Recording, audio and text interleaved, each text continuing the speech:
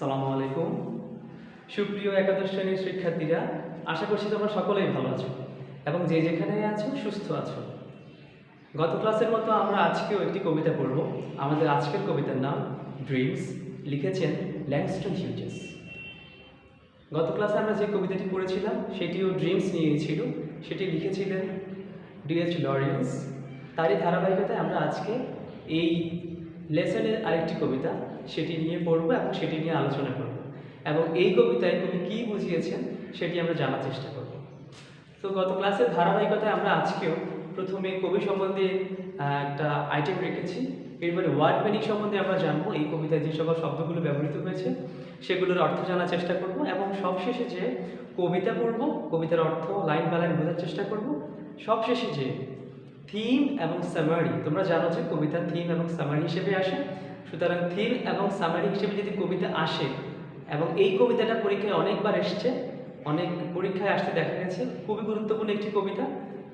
আশা করছি তোমরা এই কবিতাটা খুব ভালো করে পড়বে, অর্থ বুঝবে এবং নিজের মতো করে থিম লেখার চেষ্টা করবে, ঠিক আছে? থিমের নিজের মতো করে সামারি এবং থিম ডেভেলপ করার চেষ্টা করবে। তো আমরা প্রথমেই কবির সম্বন্ধে একটু জেনে নিব। ল্যাংস্টন হিউজেস, তিনি একজন মূলত আমেরিকান কবি, আমেরিকান পোয়েট। তো তার সম্বন্ধে একটু করে জানবো আমরা। তোমরা যাদের কাছে বই আছে তোমরা অবশ্যই কি এই কবিতাটি বই থেকে ধরবা। এটা হচ্ছে যে লেসন 3 ইউনিট 3 লেসন 2 এর একটি কবিতা। তো তোমরা কবিতাটি ধরো এবং আমার সাথে বই থেকে পড়ার চেষ্টা করো। আমি বোর্ডে কবিতা লিখে রেখেছি তোমাদের সুবিধার জন্য। তোমরা আশা করবো যে বই থেকে কবিতাটি আমার সাথে ধরবে এবং পড়বে। তো আমরা প্রথমে কবির সম্বন্ধে একটু জেনে নিই, চলো। About the poet, American poet, novelist and playwright. তিনি হচ্ছেন যে একজন আমেরিকান কবি, নভেলিস্ট অ্যান্ড প্লেরাইট। হ্যাঁ, প্লেরাইট মানে হলো যে নাট্যকার, নভেলিস্ট মানে কি ঔপন্যাসিক, আর পোয়েট মানে হলো যে কবি। এরপর যে প্যারাটা আছে সেটা হচ্ছে যে বর্ন ইন আমেরিকা 1902, 1902 সালে তিনি আমেরিকাতে জন্মগ্রহণ করেন and died on 1967, এবং 1967 সালে তিনি মৃত্যুবরণ করেন। তো তার সম্বন্ধে জানলাম আমরা। এখন এই কবিতায় যে শব্দের অর্থগুলো ব্যবহৃত হয়েছে সেগুলোর অর্থ জানার চেষ্টা করব এবং সেগুলো বুঝে নিব। তো প্রথমেই আমি যে শব্দটি লিখেছি, একদম প্রথমেই যে শব্দটি আছে সেটি হলো যে হোল্ড। হোল্ড মানে হলো যে কোনো কিছু ধরে রাখা বা কোনো কিছুকে একদম শক্ত করে আঁকড়ে রাখা। এরপরে শব্দটা হলো যে ব্রোকেন উইংড বার্ড। ব্রোকেন মানে ভাঙা, উইং মানে হলো যে পাখা, আর বার্ড মানে তো পাখি। তার মানে কি দাঁড়ালো? ব্রোকেন উইং বার্ড, একটা ফ্রেজ হয়েছে, ঠিক আছে? এটার অর্থ হলো যে ডানা ভাঙা পাখি বা ডানা ভাঙা পাখির মতো। ওকে, এরপরে একটা শব্দ আছে ফ্লাই, মানে হলো যে উড়া। ব্যারেন ফিল্ড, ব্যারেন মানে হলো যে ঊষর বা অনুর্বর একটা জমি, যে জমিতে কি ফসল ফলে না সেটাকে বলবো না ব্যারেন ফিল্ড। তো ব্যারেন ফিল্ড মানে কি দেখছি? ঊষর বা অনুর্বর জমি। আর সবশেষ যে দুটো শব্দ আছে, একটা হচ্ছে যে ফ্রোজেন। ফ্রোজেন মানে হলো যে জমে যাওয়া, কোনো কিছু একদম জমাট বেঁধে যাওয়াকে বলে ফ্রোজেন। আমরা বললে ফ্রোজেন এগ। ফ্রোজেন এগ, কখনো ফ্রোজেন এগ ডিমকে কখনো ফ্রিজে ডিপে রেখে দেখছো? ডিপে রাখার পর ডিমকে দেখবা যে কি সুন্দর করে জমাট বেঁধে যায়, ভিতরে একদম সাদা অংশ, তারপরে হলুদ অংশ সব কিছু জমাট বেঁধে সুন্দর একদম বলের মতো হয়ে যায়। আমি মাঝে মাঝে ডিপে রেখে দিই, ভালো লাগে আমার, ঠিক আছে? দেখতে সুন্দর লাগে, উপরে খোসা ছাড়াই ফেললে খুবই সুন্দর লাগে ডিমটা দেখতে, ফ্রোজেন এগ। হ্যাঁ, এটা করবা তোমরা, দেখবা ভালো লাগতেছে। এরপর দেখো স্নো। স্নো মানে হলো যে তুষার। তোমরা তুষার চেনো, শীত প্রধান দেশগুলোতে তোমার তুষার পড়ে। তো এখানে তুষারের কথা বলছি, মানে অনুর্বর জমি কখন অনুর্বর হয় শীত প্রধান দেশগুলোতে যখন কি। এটা আমেরিকান পোয়েট, মানে তিনি আমেরিকার কথা বলছেন। আমেরিকার ধরো যে কৃষ্টি কালচার, ঐতিহ্য সব কিছুই, বা ওদের কালচার বা ওদের দেশে কি হয়, শীতকাল না, অনেক শীতকালে প্রচুর তুষার পড়ে এবং রাস্তাঘাট সব তুষারে ঢেকে যায়। ওই সেন্সে কবি হয়তো এখানে ফ্রোজেন বা ধরো যে ব্রোকেন ফিল্ড, কি ব্যারেন ফিল্ড, এই শব্দগুলি ব্যবহার করেছেন। মানে যে জমিতে তুষারে আবৃত হয়ে যায় সেই জমিতে আর কি হয় না, ফসল ফলে না। শীতপ্রধান দেশগুলোতে তোমার তুষারের এই সমস্যা, তারা শীতকালে ফসল ফলাতে হয় কিসে করে? বরফ পড়াতে প্রচুর, এই জন্য তারা শীতকাল বা ধরো যে কি বলবো, ওই যে কাঁচের ঘরের মধ্যে তারা কি করে, মানে কাঁচের ঘরের মধ্যে তারা সবজি বলো, যে কোনো গাছ বলো, সব কিছু লালন পালন করে এবং সেখানেই কি ফলন উৎপাদন করে বা ফসল উৎপাদন করে। এরপরে আমরা দেখবো যে কি ড্রিমস, আমাদের আজকের যে কবিতা ড্রিমস পড়বো এবং ড্রিমসের অর্থগুলো জানার চেষ্টা করবো। তো প্রথমেই দেখো, প্রথম লাইনে দেখো কি বলছে কবি এখানে, ড্রিমস বাই ল্যাংস্টন হিউজেস। তো বলছে যে hold fast to dreams. Hold মানে হলো যে আঁকড়ে ধরা বা কোনো কিছুকে একদম শক্ত করে ধরা। হোল্ড মানে হলো যে ধরা, তাই না? তো বলছে যে হোল্ড ফাস্ট টু ড্রিমস, স্বপ্নকে ভালো করে আঁকড়ে ধরা। For if dreams die, dreams die, যদি স্বপ্নটা কি মরে যায় বা স্বপ্নটা যদি আমাদের জীবনে না থাকে, তাহলে জীবনটা কি হবে? অর্থবহ হবে। স্বপ্ন কখনো মরে যায় না, মানে জীবন থেকে যদি স্বপ্নটা চলে যায় তাহলে সে জীবনের কোনো অর্থ হয়? সে জীবন অনর্থক, সে জীবনের কোনো দামই নেই। কবি এখানে এই কথা বলছেন যে ফর ইফ ড্রিমস ডাই, যদি আমাদের জীবন থেকে স্বপ্নটা কি হয়ে যায়, চলে যায় বা নষ্ট হয়ে যায়। Life is a broken winked bird, জীবনটা কিসের মতো হয়ে যাবে? ব্রোকেন উইংড বার্ড, ডানা কি, ডানা ভেঙে যাওয়া পাখির মতো হবে। যে পাখিটার ডানা ভেঙে যায় সে পাখিটা আর উঠতে পারে না, কখনোই না, সে কি উঠতে পারবে না, ফলে অন্য একটা শিকারী প্রাণী এসে তাকে খেয়ে ফেলবে, সে মরে যাবে, তাই না? তো আমাদের জীবনে যদি স্বপ্ন না থাকে তদুপরি, তাহলে আমাদের জীবনটা কি হবে? ব্রোকেন উইং বার্ডের মতো, যেরকম উঠতে পারে না, ব্রোকেন উইং বার্ডের কোনো স্বপ্ন নাই, সে কি করতে পারবে না? উড়ন্ত কোনো পোকা ধরতে পারবে না, উড়ন্ত কোনো ছোট মাছি বা পোকা ধরতে খেয়ে ফেলতে পারবে না, হ্যাঁ, তাহলে তার জীবনটা অনর্থক, সে না খেয়ে মরবে। তাহলে এখানে বলছে যে যদি জীবনে স্বপ্ন না থাকে তাহলে তুমি জীবনে কি ভালো কিছু করতে পারবে না, তাহলে তোমার জীবনটা কি ওথলেস, ঠিক আছে? এরপরের যে স্ট্যাজে আছে সেখানে কি লিখছে দেখো। আচ্ছা, এখানে একটা কথা বলি, এখানে একটা লাইন দিয়েছে দেখো, life is a broken wing bird, মানে জীবনকে ব্রোকেন উইং বার্ডের সাথে তুলনা করেছে। তুলনা করলে দুটা জিনিস ঘটে একসাথে, একটা হচ্ছে যে মানে তুলনা করলে দুটা জিনিস ঘটে, একটা সিমিলি, একটা হচ্ছে যে ম্যাটাফোর। কিন্তু এখানে এই লাইনটা হচ্ছে যে ম্যাটাফোর উদাহরণ। কিসের? ম্যাটাফোর।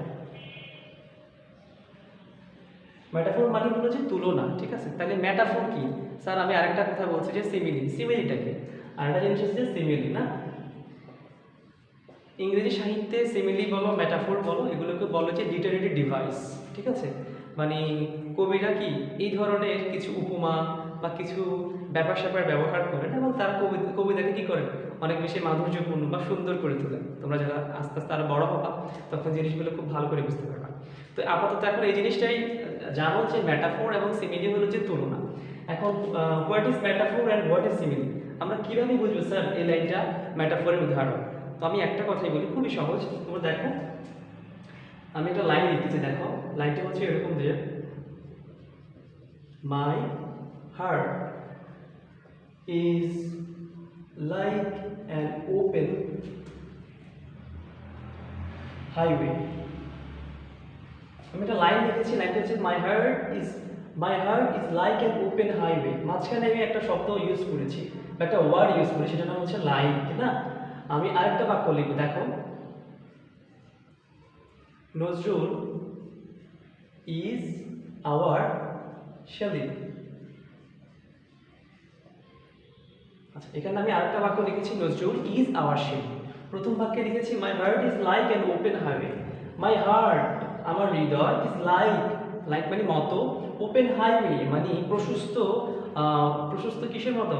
খোলা রাস্তার মতো। আমার হৃদয়টা খোলা রাস্তার মতো, এটা বলতেছে, হাইওয়ের মতো, এটা বলতেছে। মাঝখানে কিন্তু একটা ওয়ার্ড দিয়ে দিছে, ওয়ার্ড মার্কার লাইক দিয়েছে, লাইক। তাহলে সিমিলি হচ্ছে যে তুলনা বোঝাবে। তো তুলনাটা কেমন? দুটো সিমিলার থিংসের মধ্যে তুলনা বোঝাতে পারে বা ডিসিমিলার থিংস। দেখো হার্টকে তুলনা করছে কিসের সাথে? হাইওয়ের সাথে। আর হ্যাঁ, আর এখানে পরের বাক্য দেখো, আর মাঝখানে একটা লাইক আছে। তাহলে দুটা একই জাতীয় জিনিস বা দুটা ভিন্ন জিনিসের মাঝে যখন তুলনা বোঝাবে এবং তার মাঝে যখন লাইক বা অ্যাস থাকবে, তখন আমরা এটাকে বলবো সিমিলি। কি থাকবে মাঝখানে?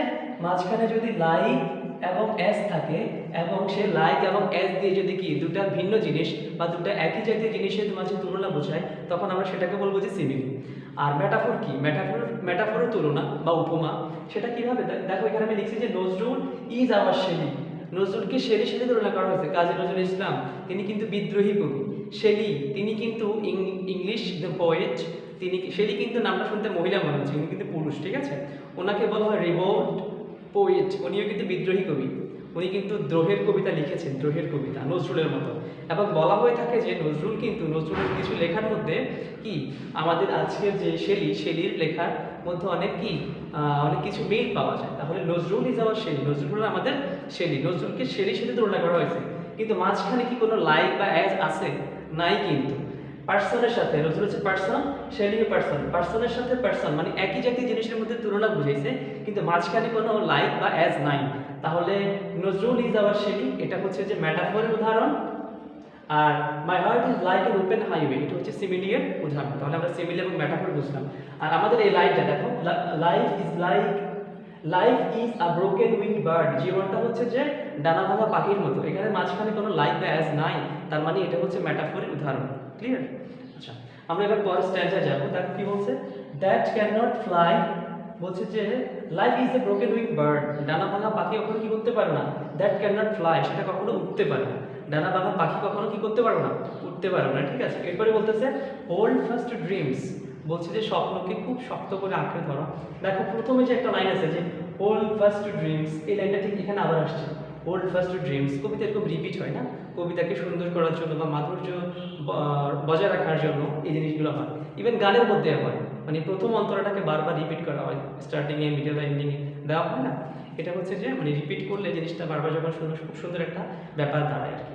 তো এখানে এই যে এই লাইনটাকে এখানে আবার বলছে, কেন বলছে?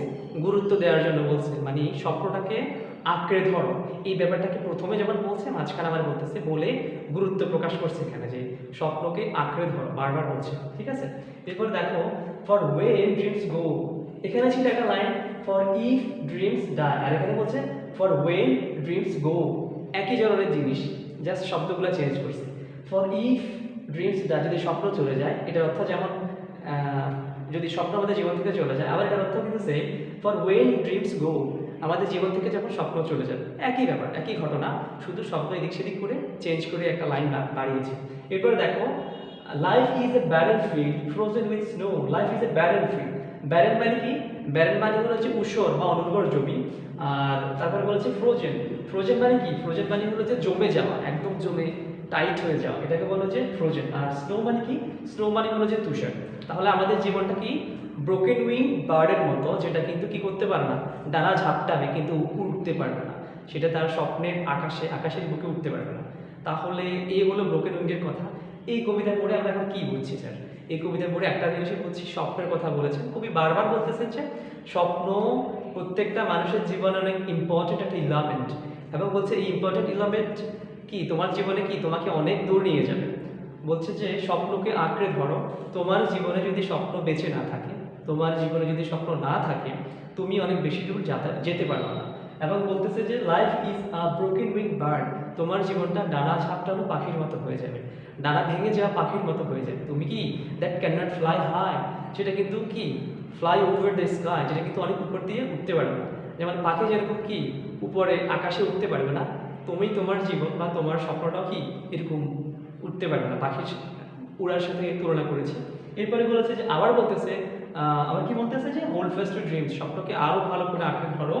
Life is a barren field frozen with snow, for when dreams go life is a barren field frozen with snow, যখন জীবন থেকে স্বপ্ন চলে যাবে আমাদের জীবনটা অনুর্বর জমির মতো হয়ে যাবে, যেটা কি না তুষারে ছেয়ে গেছে। অর্থাৎ শীত প্রধান দেশে যখন জমিগুলো তুষারে যখন ছেয়ে যায় তখন সেই জমিতে কি ভালো ফসল হয় না, ফসল হবেই না। মানে শীত এত বেশি বরফে জমে থাকে, সব কিছু বরফ করে একদম ঢেকে যায়, সেখানে আর ফসল হওয়ার কোনো ফসল হবেই না। তো এই জিনিসটা বলতেছে আমাদের জীবনে স্বপ্নের ইম্পর্টেন্স বুঝিয়েছেন কবি। এই কবিতায় তিনি মূলত স্বপ্নটাকেই কি জিস্ট হিসেবে ধরেছেন।